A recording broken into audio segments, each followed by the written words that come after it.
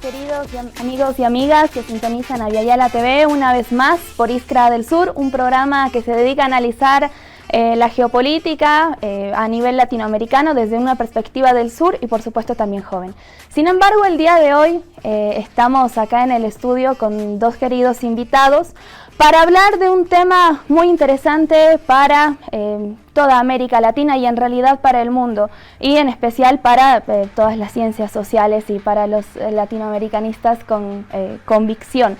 Y es que en este año, en 2026, se van a cumplir los 100 años de la revista de La Mauta, dirigida y creada pues por José Carlos Mariátegui, el peruano más importante para, en mi criterio, marxista, latinoamericanista de estos últimos tiempos, ¿no? En ese sentido, les comentamos que va a haber una reedición de esta revista de La Mauta que ha marcado época, incluso han empezado a llamarse muchísimos colectivos de La Mauta, es algo que hablábamos detrás de cámaras hace unos instantes, y que ha inspirado a muchas generaciones, incluso a muchas revoluciones que han habido a lo largo del siglo XX en nuestro querido continente. En ese sentido, para hablar de esta reedición de la revista, llegaron dos queridos compañeros. Está Eduardo Cáceres, quien es investigador del Archivo Mariátegui, director también de la Asociación de Derechos Humanos y también es filósofo, que nos va a estar comentando sobre la reedición de esta revista, pero también sobre algunos aspectos de Mariátegui. Un gusto tenerte acá, Eduardo. Un gusto también, gracias por la invitación y aquí estamos para conversar sobre Amauta y su relación con Bolivia, ¿no? Que es algo que queremos resaltar justamente en esta ocasión, lo hemos hecho en la presentación de la revista y en fin, está ahí, es un tema del que le vamos a conversar. Sí. Muchísimas gracias, Eduardo. También está justo a mi derecha Luis Alberto Castillo, quien es el director, editor y más básicamente todo de la Balanza Taller Editorial. Él también es filósofo y también es parte del Archivo Mariátegui.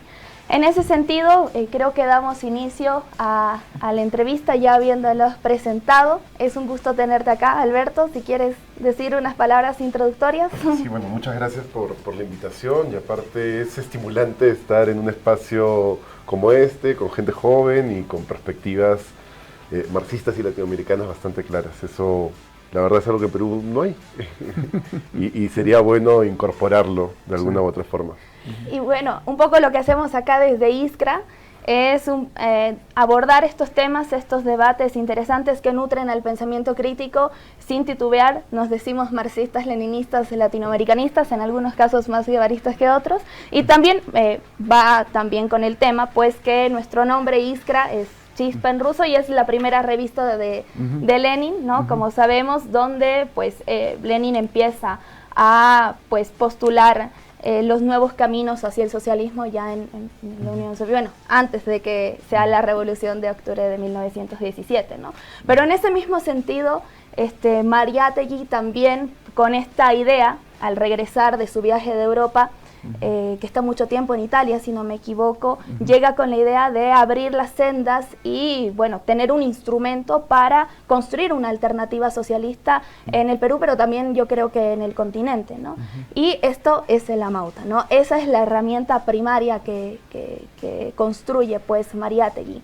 ¿Cómo se han animado y cómo surge la iniciativa de la reedición de la revista de La Mauta y por qué es tan importante en estos tiempos tan convulsos y complicados para América Latina en esta nueva oleada de fascismos, ¿no? Hay que decirlo así, neofascismos y en la derecha latinoamericana que, bueno, dentro de la batalla cultural en la que estamos inmersos, es cuestión de aceptarlo o no, pero que estamos inmersos, pues que exista y que haya la iniciativa de que se reedite la revista La Mauta, pues es muy importante, ¿no? Sí, justo el año pasado se inició lo que podríamos llamar un ciclo mariateguiano.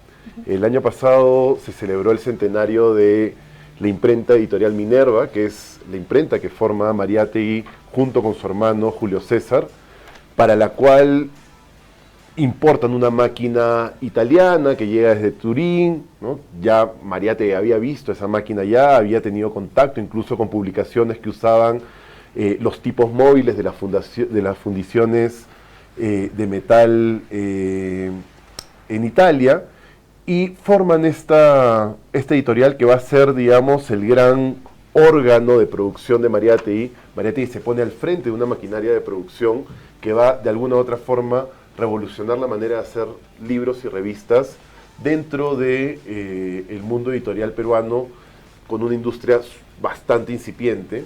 Entonces empezamos el año pasado en La Balanza con la publicación del facsimilar del catálogo de tipos, orlas y viñetas de la imprenta Minerva, que es el catálogo que tú te encontrabas al llegar a la imprenta. Digamos, antiguamente, cuando tú ibas a una imprenta de tipos móviles, llegabas y tenías un surtido de todos los materiales con los que contaba el taller para que tú digas, bueno, en este tipo de letra yo quiero que se haga mi, no sé, mi parte de matrimonio, que se haga mi revista, que se haga mi libro, etcétera, etcétera.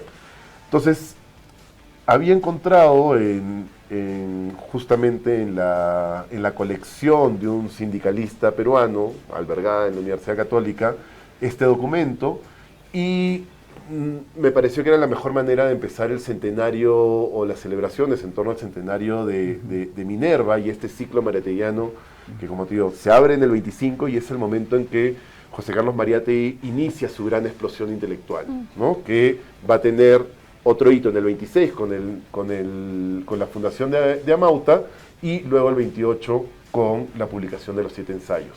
También en el 25 aparece La escena contemporánea, un libro importante que sigue el mismo método de producción, que es a partir de los artículos o ensayos que va escribiendo en la prensa, logra articular un libro que tiene esa cuestión de estar anclado en la coyuntura y pensar la situación presente. Entonces, ya cuando eso estaba publicado, ahí es que vuelvo a tener una relación más cercana con el archivo Mariátegui, conversando sobre esta publicación, y ahí es cuando con Ana Torres, que es la responsable del archivo, decimos, si no sacamos Amauta el próximo año, que es el centenario, no lo hacemos nunca. Claro. ¿No? Era una cuestión, sí, de aprovechar una coyuntura, pero también de tener ya esta herramienta que, digamos, acá esta es la cantera gráfica del taller, ¿no? Acá tenemos todo lo que vas a encontrar a nivel de trabajo en tipografía, está ya anunciado acá. Entonces ya había ahí una base de la cual partir. Además empezamos una investigación alrededor de Minerva, que revisamos el listado que tenía el archivo Mariátegui y todo lo que se había publicado en Minerva, y era un listado con 43 títulos, pero estos títulos, algunos no estaban corroborados, algunos habían aparecido en publicidad, pero no se habían llegado a publicar, o no teníamos noticia material de esa publicación, y que quizás eran más simples publicidades que Mariátegui trataba de posicionar a distintos autores como parte de su proyecto. Entonces empezamos una campaña de búsqueda e identificación de materiales publicados por Minerva. Es decir, empezamos a hacer varias cosas alrededor de lo que la imprenta Minerva había hecho desde 1925, y llegamos pues a la edición de este facsímil, primero con una responsabilidad generacional. El facsímil anterior es es por los 50 años, es decir, 1976, o ahí se completa, digamos, la colección. Y ese facsímil, bueno, tenía un problema, que es que no incluye las páginas de publicidad. Acá, bueno, voy a mostrar rápidamente a la pantalla una publicidad de época en donde Mariátegui logra hacer, vamos a decir, transacciones comerciales con la Ford, con Chrysler, con el banco italiano que ahora es el BCP, vimos acá también hay una agencia, con Seguros Rimac, es decir, una propuesta claramente socialista que logra, ¿no?, vincularse al mercado y que además tiene una visión no comercial, pero sí una visión mediática de expandirse en todo el territorio y que logró penetrar pues en distintos puntos del país donde había sindicatos o había trabajadores organizados, y lo mismo en el continente. Entonces, bueno, había que solucionar ese vacío en relación con la publicidad, y había que solucionar el vacío de que mi generación, digamos, bueno, yo nací en el 87, no habíamos tenido acceso a esos facsímiles, porque en muchos casos se habían perdido. Nuestra lectura de Amauta era casi exclusiva a través del archivo Mariátegui en las digitalizaciones que están de libre acceso en la web, pero no habíamos tenido esta experiencia más bien gráfica, visual y material, porque al final de cuentas una revista, y partiendo de lo que decías del nombre mismo del programa, es un aparato capaz de movilizar subjetividades y disputar un espacio en la esfera pública. Y Mariátegui lo tenía bastante claro. De hecho, dentro de este crecimiento de Minerva, está claro que él renueva la figura del editor en el Perú y entiende la publicación como un trabajo no solo material, desde lugares distintos al dinero, ¿no?, sino material al nivel de los soportes, las tipografías, la gráfica en general, sino también desde pensar cómo es que se va a mover y distribuir este material. No sé si quieres complementar algo en esa línea, Eduardo. No, insistir en la idea de que Mariátegui no solo tenía un proyecto político muy amplio y muy potente, sino tuvo también capacidades organizativas y empresariales que cuando uno las constata nos dejan uno sorprendido, ¿no? O sea, pudo articular a prácticamente toda la intelectualidad progresista del continente, ¿no? Y hay una presencia boliviana muy importante, que es algo que hemos querido resaltar justamente en el stand que se está exhibiendo como parte del stand de la Embajada del Perú acá en la Feria del Libro, sino que también logró, como bien ha dicho Beto, el compromiso de sectores que a una primera vista, ¿qué hace el Banco de Crédito? Porque es el Banco Italiano, es el Banco de Crédito, ¿no? Financiando a Amauta, pues varias de las contracarátulas, ¿no?, son del Banco Italiano, Banco de Crédito, claro. Y durante varios números, ¿no?, se mantiene esa presencia, y las empresas, y Ford, Chrysler, y la cervecería Bacchus, etcétera, sin comprometer para nada la línea de la revista, en la cual tú vas a encontrar artículos de Trotsky, Lenin, del propio Stalin, hay un texto más adelante, y de todos los izquierdistas de América Latina, ¿no? Y su propia, en el número 17, ¿no?, su declaración como una revista socialista, marxista, claramente identificada.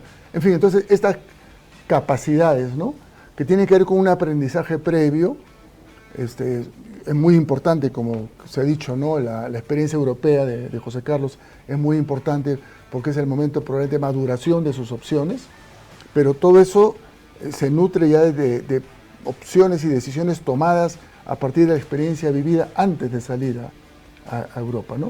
Y entre otras está la idea de la revista, por ejemplo, ¿no? Él entra a trabajar en un diario a los 15 años como ayudante ahí entre los periodistas y el taller de imprenta. Después pasa a ser ayudante del linotipista, está más cerca de los periodistas que de la imprenta. Se introduce subrepticiamente en el diario con un artículo que él inserta sin consultar al director, pero ya a los 17, 18 años es parte de la planta periodística del diario. Es un periodista muy reconocido en Lima por su pluma, por su inteligencia, por su agudeza, pero habiendo trabajado en diarios limeños muy importantes, ¿no?, como es el diario La Prensa primero y después El Tiempo, él apenas funda un diario propio y una revista propia, porque ya por su relación con el movimiento obrero y con el movimiento estudiantil, siente la importancia de tener un medio de comunicación como articulador, ¿no? Y al regresar de Europa se vincula con la empresa o la protoempresa editorial que estaban organizando los sindicatos, ¿no?, la empresa Claridad. Después opta por la suya propia, Minerva, pero hay entonces estas capacidades que se van construyendo, que lo demuestran como no solo como un pensador pues, muy profundo, muy potente, creo que no es exagerado decir que es el más grande marxista de América Latina, sino que también como un gran articulador, ¿no? Articulador de diversidades y organizador empresarial incluso, ¿no? Porque Amauta fue una empresa exitosa. Claro. ¿No? Y la empresa minera, por supuesto, ¿no? Entonces, creo que esas características de la revista nos reflejan un poco el personaje, ¿no? El personaje, sí, eso, sí. Es parte de los malabares, ¿no?, que tenía que hacer, y también con la experiencia previa que ya tenía trabajando en revistas, el hecho de conseguir publicidad o financiamiento de algunas entidades financieras, no son, y eso hay que resaltarlo, ¿no?, porque muchas veces muchos colectivos de izquierda en América Latina nos empecinamos con el pesimismo de la razón, por decirlo de alguna manera, de que las condiciones no están dadas, que nadie nos quiere dar financiamiento. Bueno, eso pasa desde muchísimo antes, desde la época de Mariátegui, pero tenía los malabares y la suficiente pues preparación, pero también agilidad de conseguirlo, ¿no? En ese sentido, mi compañero quería preguntar algo, le corté. Sí, justamente a mí me gustaría, primero, bienvenidos, muchísimas gracias por estar aquí, para nosotros es emocionante tenerlos en el programa, les agradecemos mucho. Y me gustaría que hablemos justamente de este punto de inflexión que tiene Mariátegui, ¿no? Porque si bien va formando sus ideas en nuestro continente, hay un punto en el donde él decide, donde él tiene que explorar un poco más, ¿no? Donde se va al viejo continente, donde empieza una travesía también por el viejo continente. ¿Qué tanto esto importa para Mariátegui? ¿Qué tanto esto lo empieza a formar y le da finalmente, hace que tome esta decisión de fundar su propia revista aquí con un pensamiento marxista de la época, pero también con una visión para el Perú, ¿no? Porque él tenía esta idea de que un Perú nuevo dentro del mundo nuevo, ¿no? Entonces, me gustaría que podamos hablar un poco de eso. No, sí. Un paréntesis para que la respuesta sea más amplia y les deje, desplayarse. Yo entiendo que ni bien llega del viaje a Europa, fundamentalmente estaba en Italia, ¿no? Llega con la idea de generar esta revista, ¿no?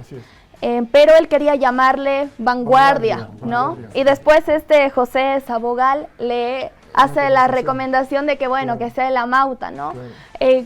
Complementando a la respuesta que va a venir a su pregunta que hizo el Joaco, ¿cómo se da ese tránsito del nombre? Porque las formas, y eso lo hemos aprendido con las revoluciones latinoamericanas, las formas también importan. Entonces, sí, justamente en el editorial del número 1, él dice, yo regresé de Europa con la idea de fundar una revista. Si lo hubiese sacado en ese momento, hubiese sido una aventura personal. Al sacarla ahora es un proyecto colectivo, ¿no?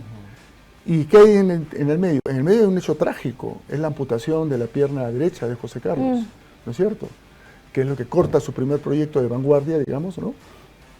Y en la convalecencia y en su recuperación y en la construcción de conexiones en su entorno, él logra congregar ya un grupo más amplio de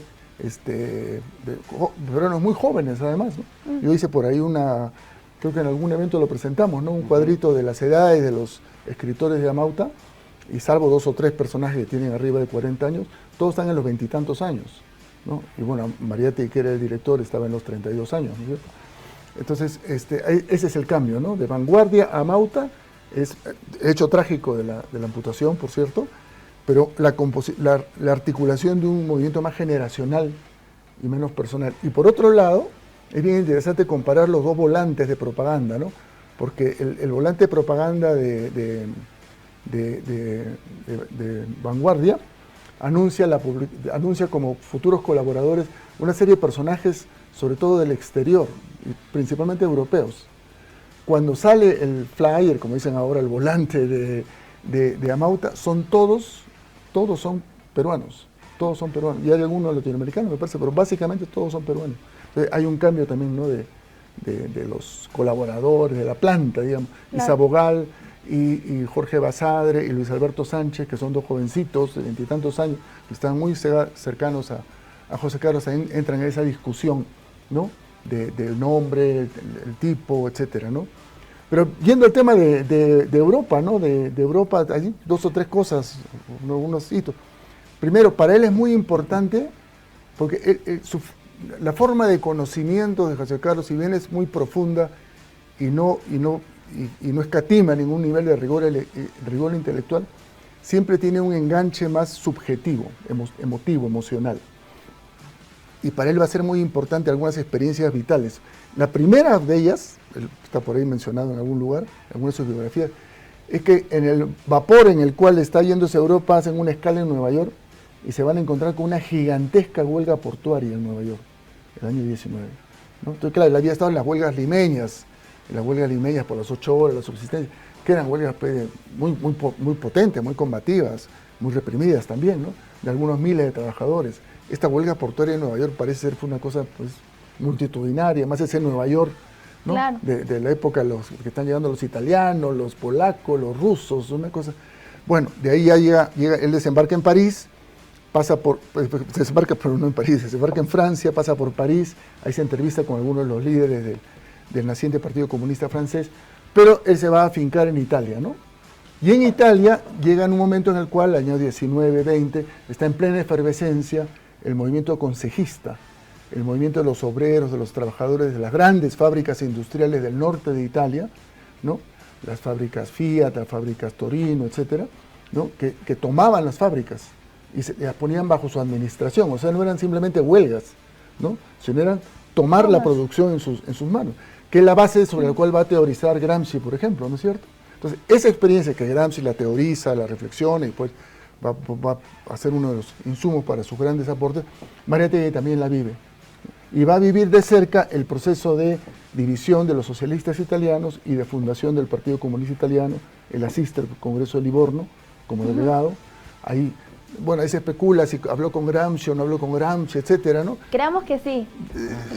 Pero en todo caso, ni Mariátegui era el Mariátegui que nosotros tenemos en imagen, ni Gramsci era, o sea, eran dos jóvenes políticos de izquierda, claro, sí. ¿no? Que seguramente conversaron, pero no es que una relación, ¿no? Que se pusieron a discutir sobre el marxismo, digamos, ¿no? Pero sí compartieron la experiencia, eso sí. Y el periódico, ¿no? El periódico que dirigía Gramsci, L'Ordine Nuovo, era obviamente un periódico de lectura cotidiana por José Carlos Mariátegui, ¿no? Pues toda esta idea entonces consejista, que va a ser una de las bases para su valoración de la comunidad campesina como base. Entonces, entre el consejo, viene el antecedente del Soviet, ¿no? El Soviet, el consejo de fábrica, y después la comunidad, como este espacio en el cual los trabajadores no son solo explotados, sino son productores, y reivindican su condición como productores, y quieren afirmarse como dueños de la producción, como gestores de su producción. Entonces, eso que él lo ve en los consejos de fábrica, no es difícil verlo en las comunidades o ayllus, ¿no es cierto?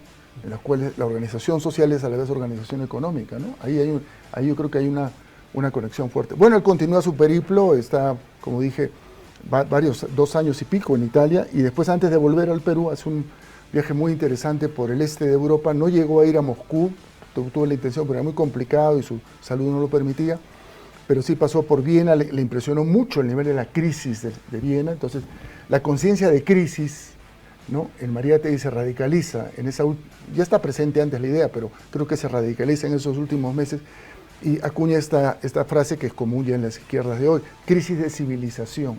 Claro. No solo es una crisis económica, crisis de época, ¿no es cierto? Eso él lo describe además en algunos de sus artículos, ¿no? Él ha visto morir de hambre delante de una mujer en Viena. Viena, la capital, ¿no? De la cultura mundial, etcétera, ¿no? Gente muriéndose de hambre. Y termina en Berlín, ¿no? Que ya está en la época de la hiperinflación. Eso le permite quedarse muchos meses en Berlín con poca plata, ¿no? Y ahí además se vincula con las vanguardias culturales del momento, de las artes plásticas. Él va a publicar en Amauta varias veces trabajos de varios, sobre todo de Gross, ¿no? Claro. Que es un caricaturista alemán. Pero también, seguramente, si bien no fue al teatro, Bertolt Brecht llegó a Berlín inmediatamente después que Mariátegui salió, sin embargo, ve el teatro experimental, que está gestándose, ¿no? Y lo comenta además, ¿no? Que está gestándose en Berlín. Entonces, en síntesis, creo que en Europa se produce este encuentro vital con la clase en acción, una apropiación de corrientes marxistas, ideológicas muy avanzadas, el leninismo, obviamente como el gran referente, pero Gramsci, los húngaros, los alemanes, ¿no? Y el encuentro con las vanguardias, y por eso Mauta va a ser pues una cosa de lujo en términos culturales, ¿no? Porque es un espacio de encuentro de todas las vanguardias, ¿no? Plásticas, poéticas, literarias, estéticas, qué sé yo, ¿no? Entonces creo que ese es el papel de la experiencia. Y por eso él dice, hay una frase muy, muy potente, al final, él hace su gran amigo, Falcón, hizo un periplo parecido, pero ese fue a España, y Falcón le escribió una novela que se llama Pueblo sin Dios, que en fin, no es el caso hacer referencia a la novela. Mariátegui le hace una reseña a la novela de Falcón y termina diciendo, Falcón y yo nos habíamos entregado con toda pasión a la tragedia de Europa y al final descubrimos nuestra tragedia, la tragedia de América, ¿no? Entonces, en Europa descubre, entonces no es que ni como copia ni nada por el estilo, sino que hay claves ahí, ¿no? Que él va a ni captar. calco ni copia. Ni calco ni copia. Creación, ¿no? Heroica. Y cuando regresa, el proyecto de Amauta es curiosamente un proyecto a la vez profundamente nacional y profundamente cosmopolita. Entonces, esta aparente tensión entre nacional y cosmopolita no está presente. O sea, está presente en el sentido que hay la tensión, pero no hay esa fractura, ese enfrentamiento. No tienes que optar entre ser nacional o ser cosmopolita. Amauta es nacional y es cosmopolita a la vez, ¿no? Creo que, en fin, son cosas, uno cuando lo lee, porque tengo cierto tiempo leyendo a Mariátegui, pero cada vez que uno lo lee descubre pues que este tipo hizo una capacidad de síntesis impresionante, ¿no? Y nos deja enormes lecciones para el presente. ¿Sí?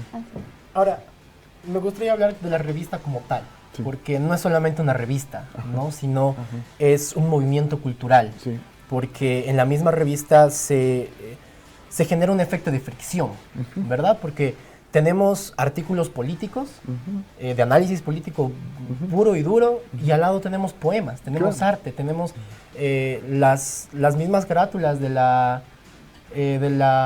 revista son arte, ¿no? Son arte en sí mismo. Así es. Y artistas de toda Latinoamérica también participaron en esto, ¿no? Entonces, a mí me gustaría entender cómo hacemos o cómo se hacía y cómo lo podemos entender ahora también para generar estos puentes entre la política y el arte. Porque sabemos muy bien que hoy en día la política está muchas veces muy separada del arte, de las culturas. Es un problema que ha habido durante los años que hemos tenido acá un gobierno de izquierda, que la cultura se ha dejado un poco de lado, por ejemplo. ¿Cómo ha logrado Mariátegui generar este puente y hacer que no estén separados, que no haya una sección del arte y que no haya una sección de política en su revista, sino que sean lo mismo, ¿no? Me gustaría que podamos hablar de esto un poco, que es un poco más artístico, ¿no? Lo que más me gusta. Bueno, que has tenido la revista en la mano y la has rehecho. Sí. Justamente, sí.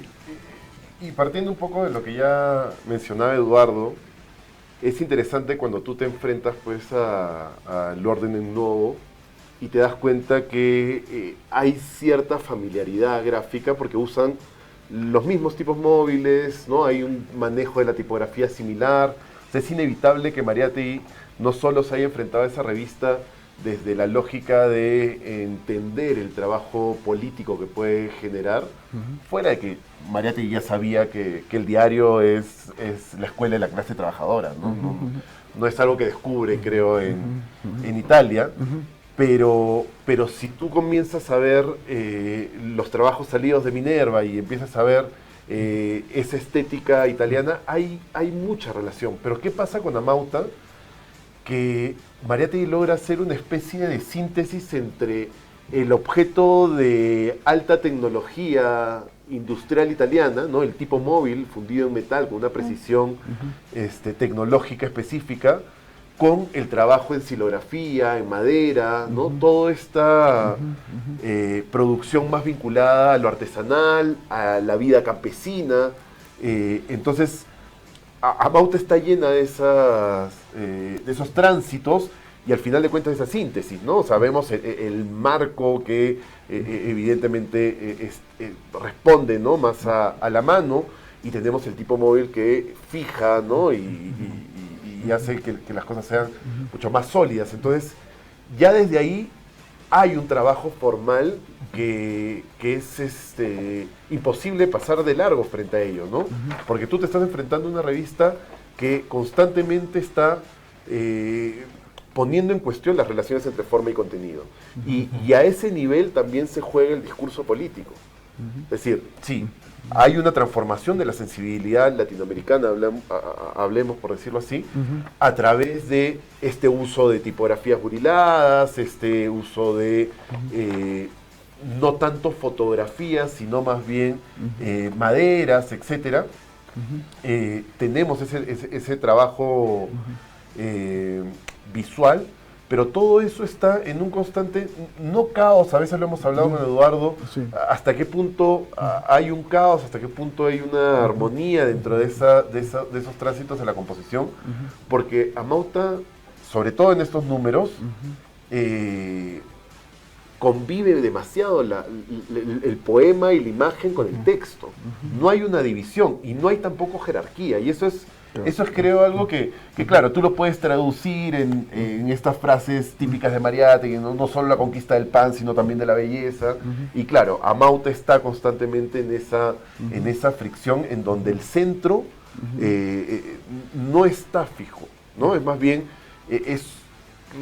si quisiéramos hablar de una educación de la mirada, del lector, de la clase trabajadora, las revistas operan también en ese sentido, y de hecho son aparatos que educan a distintos niveles, y acá Mariátegui está también enfrentándose con distintas maneras de entender el trabajo político de la difusión, porque cuando vuelve Mariátegui no es que vuelve y encuentre un terreno libre para él ser el protagonista de una revolución.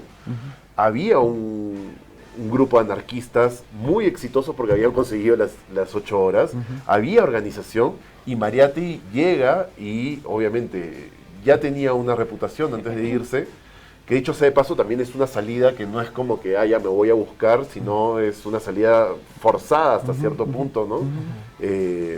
Por parte del nuevo gobierno, que daba estas becas de deportaciones típicas de la época.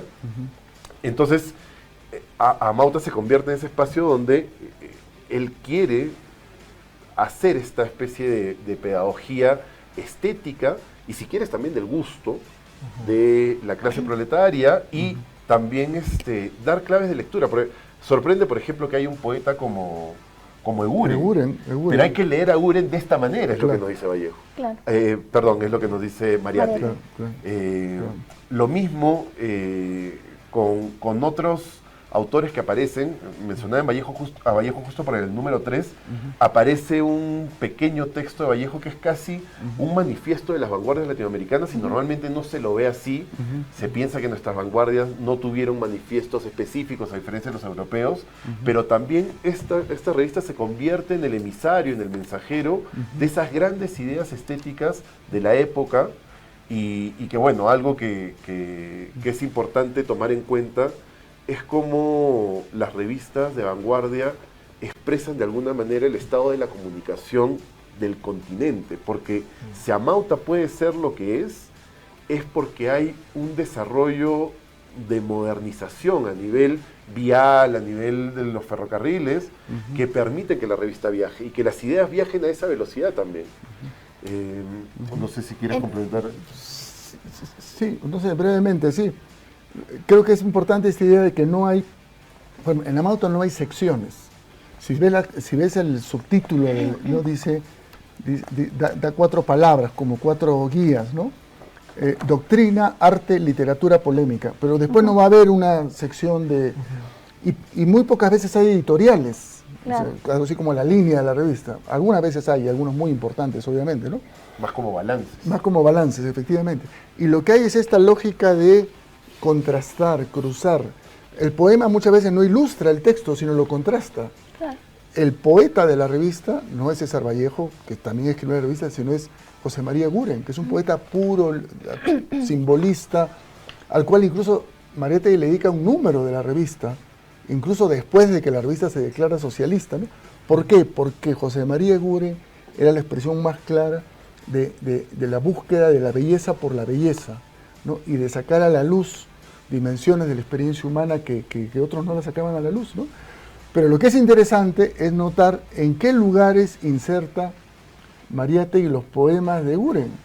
Y todos son lugares en los cuales el poema de Guren se fricciona con otro texto o con otra imagen. No voy a dar ejemplos ahora, pero invito a que lo hagan en la revista, en medio de un artículo de la Torre sobre el imperialismo, en medio de un artículo de Rabines, encima de un obituario de un líder ruso, de Dzerzhinsky, que era el líder de la Checa, ¿no es cierto? Lo pone siempre contrastando, ¿no?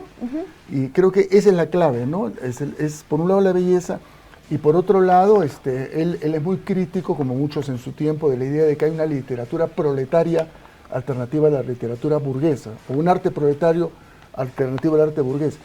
Habrá un arte proletario, dicen él, como dicen otros, Lunáček incluso, ¿no es cierto? Pero no podemos clausurar el arte como diciendo arte burgués y lo quemamos y nos olvidamos, ¿no? Claro. Y más bien es crítico del populismo literario, en fin, o sea, esta dimensión de la relación política-cultura es muy, muy interesante y muy importante, y muy actual ciertamente, ¿no? Y está mediada por la aparición constante del problema de la educación en la revista. Sí. ¿No? Algo que, bueno, siempre insiste Eduardo, es que casi que podríamos decir que Amauta es una revista sobre la educación y además otros temas. Claro. Porque es algo que atraviesa, es un hilo que está presente en Mariátegui, pensando tanto la educación escolar, la secundaria, la universitaria. O sea, no es una aproximación tan filosófica al nivel de la universidad y la academia, ¿no? Sino está pensando, y en la revista vemos muchas cartas sobre enviadas a maestros, muchas cartas sobre proyectos educativos alternativos, y que claro, va de la mano con una situación en Perú bien específica que recién en 1905 se declara obligatoria la educación primaria.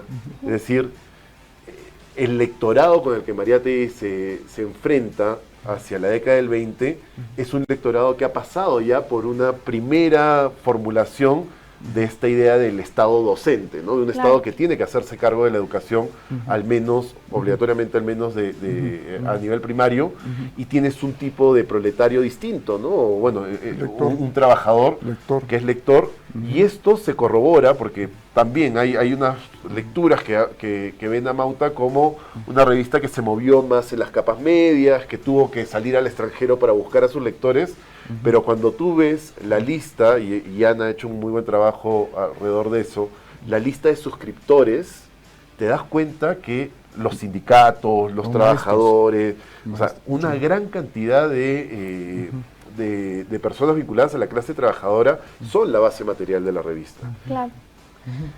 Sí, bueno, ahora nos toca pasar a un pequeño corte. Muchísimas gracias por toda la explicación. Vamos a un pequeño corte de 1 minuto y después regresamos para seguir hablando un poco más sobre Mariátegui. Muy agradecida con sus intervenciones espectaculares. Volvemos en un rato, queridos amigos.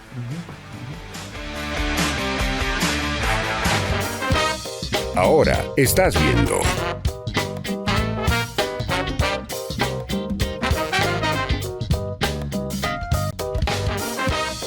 Continúas viendo.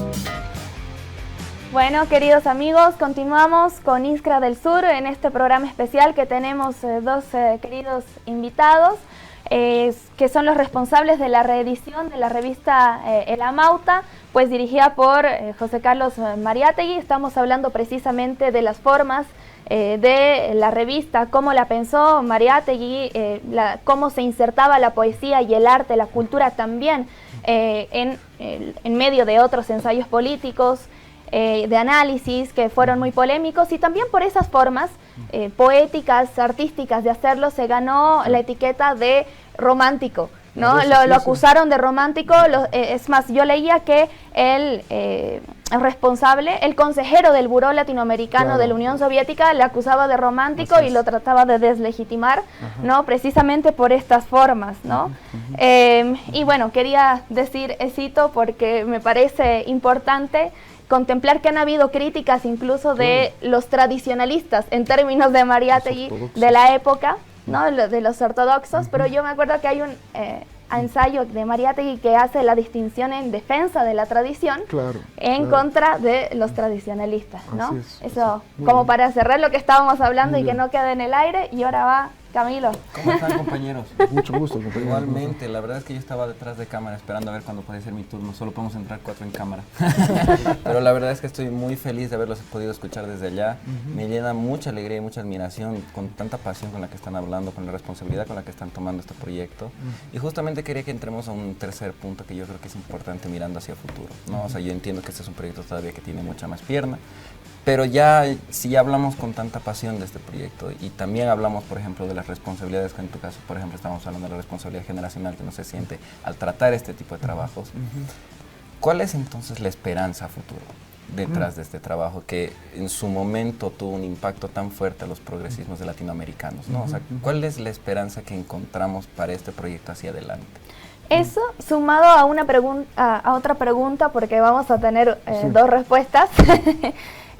¿Cuál es la relación de la Amauta históricamente con Bolivia? Ahí hablábamos que incluso Cerruto publicó muchísimos poemas en el Amauta, ¿no? Entonces, eso. Bueno, yo creo que en este momento en el que estamos efectivamente sufriendo ofensivas y un poco desestabilizados y con algunas experiencias fallidas, lamentablemente, ¿no? También, que hay que reconocerlas como tales, ¿no? Creo que la trayectoria de Mariátegui y Amauta nos deben inspirar a hacer un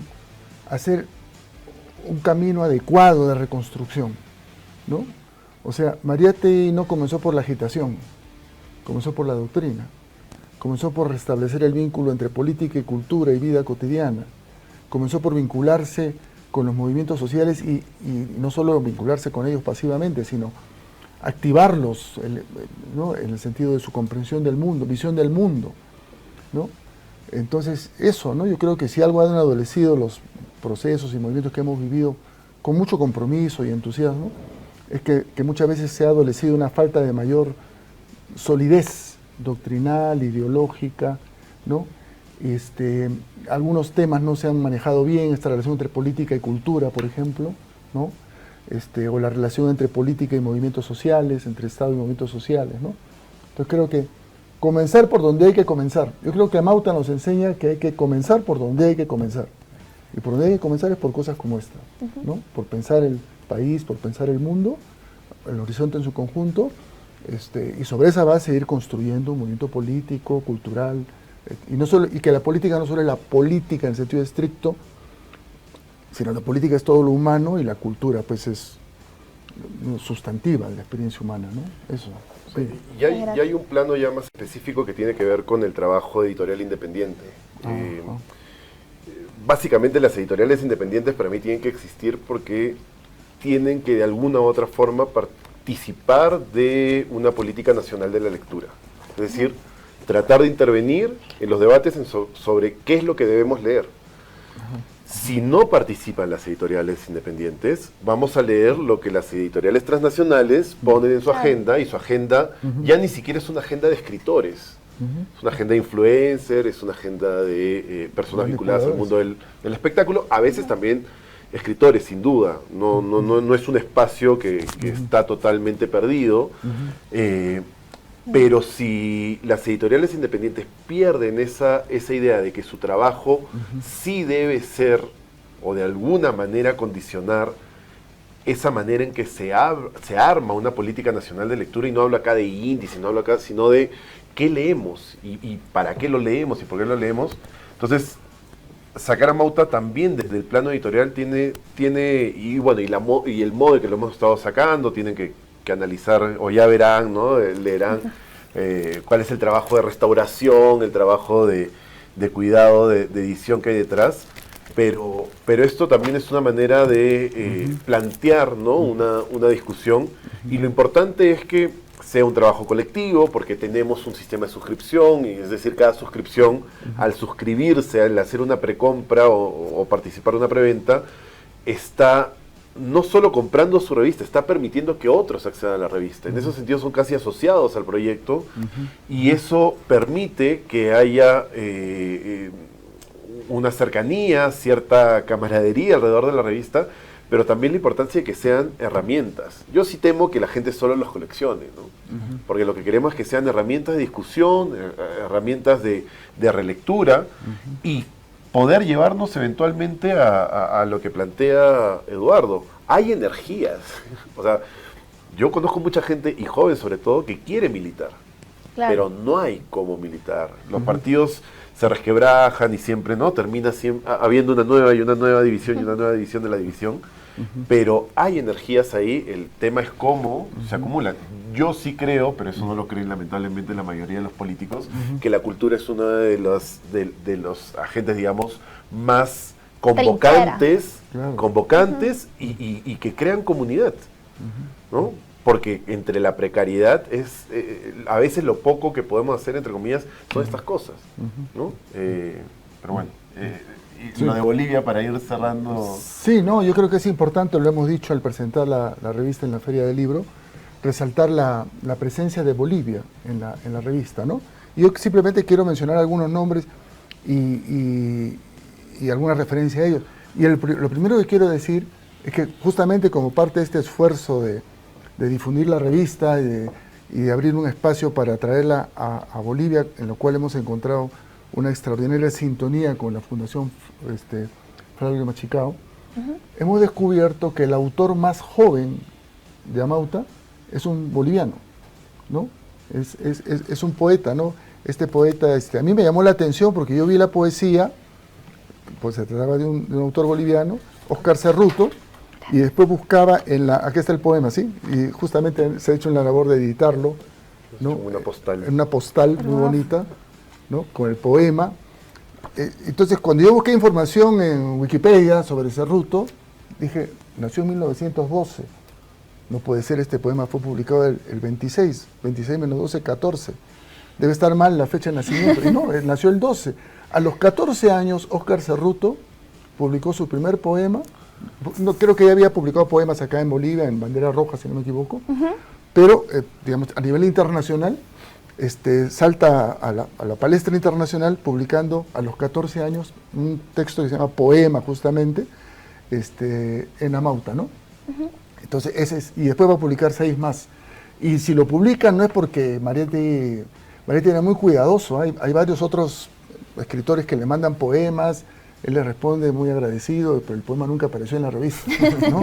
Entonces, ese Cerruto es uno de ellos. Después están otros personajes muy conocidos de la política boliviana, Franz Tamayo. Claro. Franz Tamayo. Y lo interesante es que Franz Tamayo participa en la revista no con artículos sobre Bolivia, ¿no? Sino con artículos sobre América, porque ellos no tienen fronteras. Después van a ver, por ejemplo, autores peruanos hablando sobre Bolivia, ¿no? Pero Tamayo es un ejemplo de mirar a América Latina desde Bolivia, en Amauta. Y Tristán Marov, ¿no? Que es muy importante, no solo porque hay una serie de artículos de él en la revista, sino porque estableció una relación de amistad con José Carlos muy, muy fuerte, que incluso está ahí fotografías ahí de él visitando a José Carlos en su casa. Y también Marov, como él anduvo también deambulando por América Latina en esa década, tiene artículos sobre Bolivia, uno de ellos, sobre Espartaco y Sandino, otro, Bolivia y la nacionalización de las minas, una respuesta a Alcides Arguedas, y después un texto de una entrevista que le hace a un novelista mexicano, Mariano Zuela, sobre su novela, sobre la revolución, los de abajo, ¿no? Entonces, en fin, hay más autores bolivianos. Hay una carta muy bonita, muy emotiva, de la Universidad Popular de Sucre, dando las condolencias después de la muerte de Mariátegui, porque después de la muerte de Mariátegui continuó apareciendo la revista. En el número 30 aparece esta carta de condolencia, la que la permitan, en fin, hay varios bolivianos, seguramente varios de ellos conocidos después en la política boliviana, ¿no? Entonces creo que hay esa presencia de autores bolivianos en Amauta, hay textos de autores peruanos sobre Bolivia, y hay textos internacionales, ¿no? En los años finales de la década del 20, corrió en América Latina una campaña muy intensa, promovida por la Internacional Sindical y por la Internacional Comunista, contra la guerra la guerra que se amenazaba ya y que lamentablemente sucedió entre Bolivia y Paraguay, la guerra del Chaco. Entonces hay ahí artículos. Y hay peruanos viviendo en Bolivia. Ah, pues claro, y todo esto, Son claves. todo esto como a Leguía le gustaba exilar gente, ¿no? Una buena cantidad de exilados peruanos terminaron en Bolivia, algunos de paso hacia Buenos Aires, pero otros terminaron residiendo aquí en Bolivia, ¿no?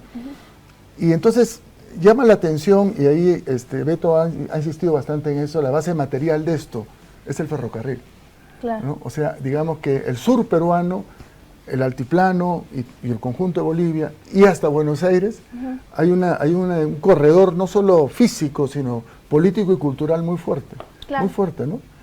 Una expresión de eso es un libro que está presente en la hermosa colección de la Fundación Machicao, que es de un peruano que tuvo trayectoria política de muchas décadas como dirigente del Partido Aprista, Manuel Seoane, que él terminó deportado en Buenos Aires, pero dice que me aburría en Buenos Aires, me fui a Bolivia a ver qué pasa, ¿no? Estuvo acá en Bolivia varios meses y escribió un libro que se llama Con el ojo izquierdo, Mirando a Bolivia, de Manuel Seoane, publicado en Buenos Aires en el año 25, o sea, incluso antes que apareciese Amauta, ¿no?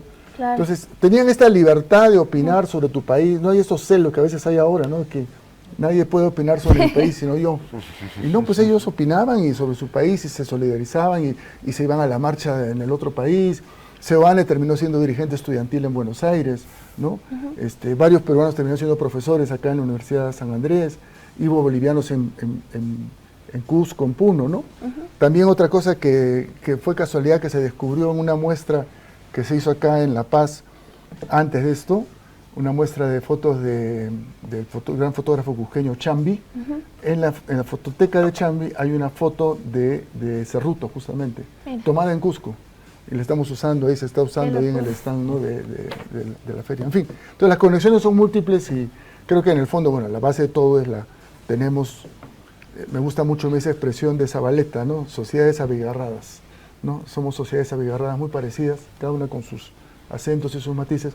Entonces hay una agenda compartida y no es casual que nuestros grandes pensadores pues coincidan muchas veces, ¿no? En eso. Sí. Muchísimas gracias. Las respuestas siempre estuvieron acá, las conexiones entre nuestros pueblos son profundas, incluso nuestros proyectos independentistas y revolucionarios siempre estuvieron pues vinculados desde siempre, solo que por intereses del propio sistema capitalista y del imperialismo nos han intentado hacer creer que se tratan de cuestiones distintas y que las fronteras son importantes cuando en realidad no. Así es.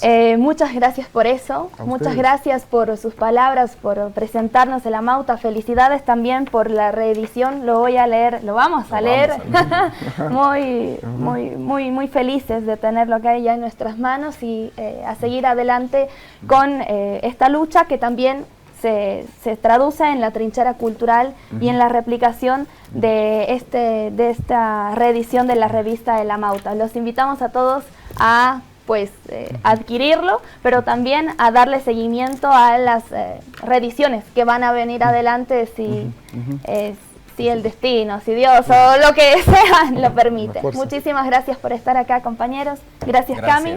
Nos vemos el siguiente sábado por Aviala TV, un continente de culturas.